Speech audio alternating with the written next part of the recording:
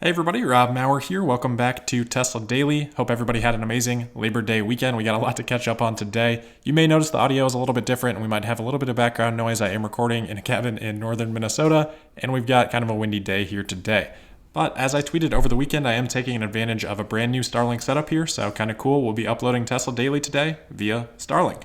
So as I said, we've got a whole bunch to catch up on. We've got some new comments from Elon Musk on the stock, updates on Giga Berlin, Fremont, some Tesla energy news, charging news, etc., etc. So let's jump right into it with a quick look at the stock. Tesla starting off the week today pretty strong, finishing up 2.6% to $752.92.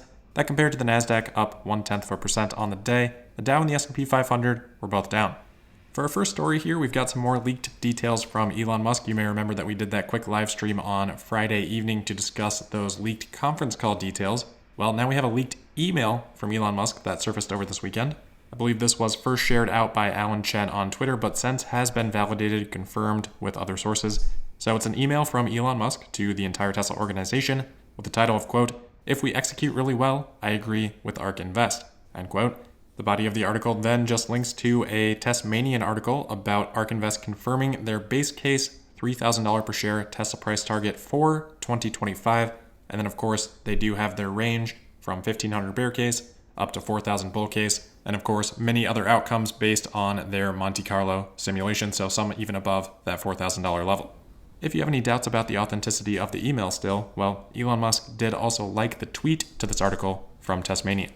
So Elon Musk here basically saying, hey, if Tesla executes really well by 2025, it could be a $3 trillion company. That would be currently the most valuable company in the world. Who knows by 2025? And that could mean about 4 times upside from today's share price. I don't have the quote handy, but if you've been following Elon Musk's comments on robotaxis, I think he said something like it would be the most profound economic driver ever, something along those lines. And then you pair that with his thoughts on the most recent advancement there with FSD Beta 10, which hopefully we'll see at the end of this week. Then it should be really no surprise that Elon believes that if Tesla executes well, that they should eventually get to this sort of evaluation, and I would fully agree.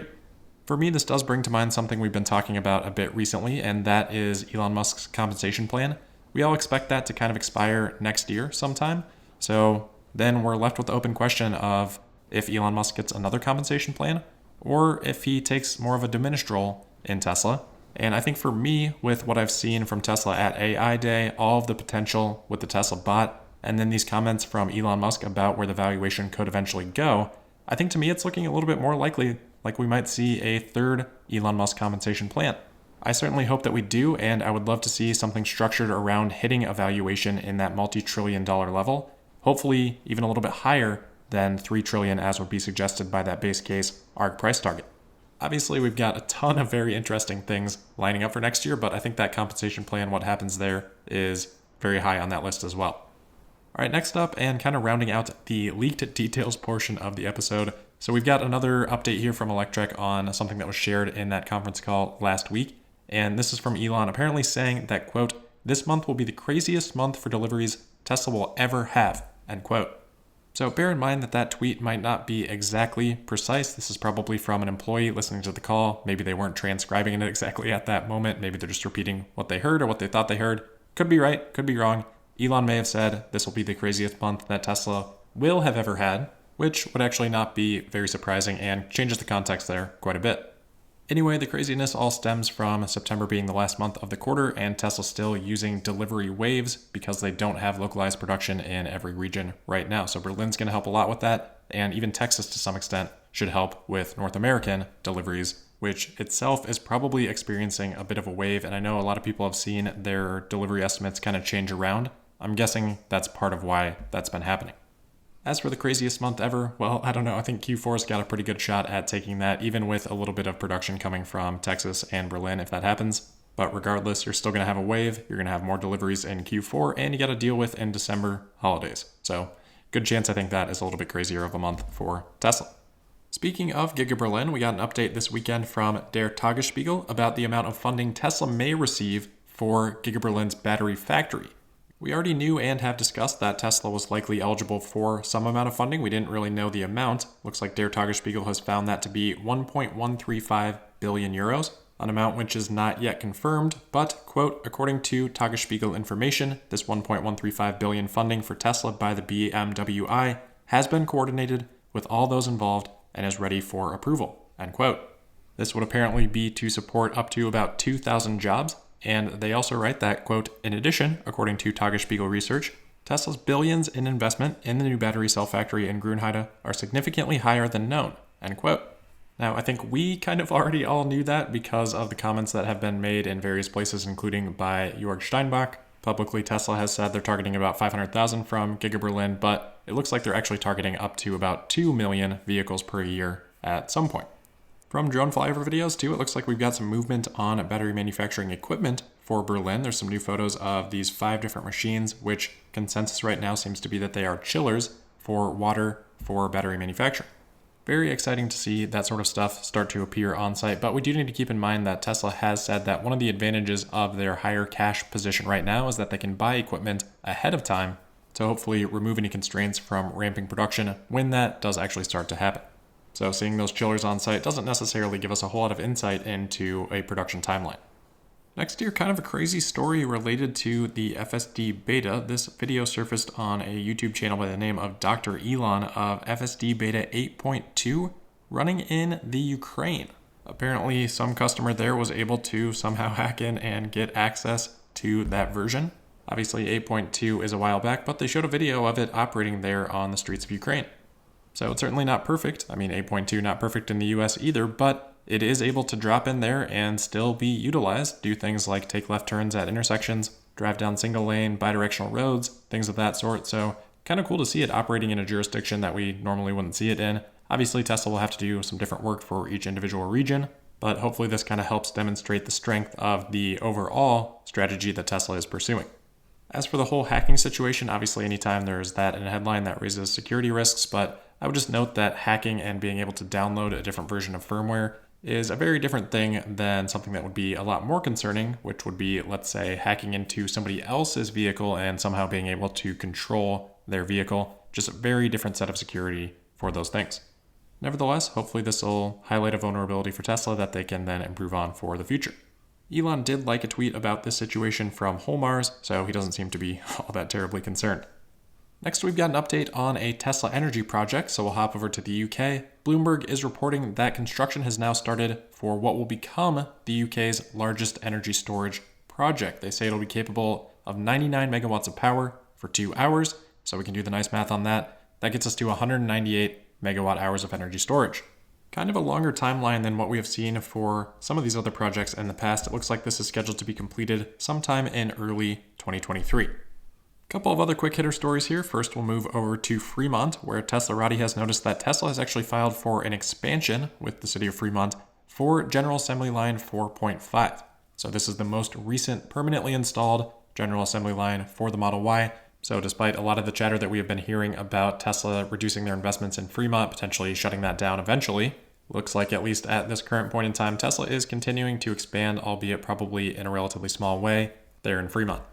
What is expanding faster than ever is Tesla's Supercharger network. So earlier this year, we talked about Tesla ramping up a factory to produce Superchargers in Shanghai, targeting production of 10,000 version 3 Superchargers per year. Well, the Global Times is reporting that Tesla has now completed that factory.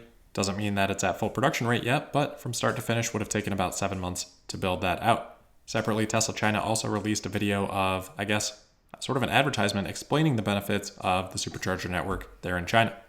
The other update that we have out of China is on regulatory credits. So we previously talked about this marketplace opening up for regulatory credits sometime in August, and we thought that that might allow Tesla to book an additional $400 million or so of regulatory credit sales in Q3. Looks like we've got a more concrete number for that now, and that would be $329 million. But I have been discussing this today with James Stevenson on Twitter, great follow, would recommend. And we kind of came to the conclusion, based on some comments Tesla's made in previous earnings calls, that Tesla already accounted for this because they are credits earned on vehicles sold in 2020 and then has just been sitting in accounts receivable. So long story short, if that is correct, which it may not be, but that's what we're thinking, then this $329 million would not be accretive to Tesla's earnings in Q3. So I know we've talked about this before, but I think we've now got a little bit more clarity on those credits. Last 2 Tesla items here. First, we do have an update on that Texas Tesla crash back in April. We had talked a lot about this. Remember, this is where the constable there had claimed that he was sure that this car was driverless. Of course, later on it was shown that auto steer was not active in this vehicle. So that driverless suggestion obviously doesn't add up. And now we have autopsy reports that have been obtained by Bloomberg, which shows that the presumed driver did have a blood alcohol level 2 times above the legal limit in Texas.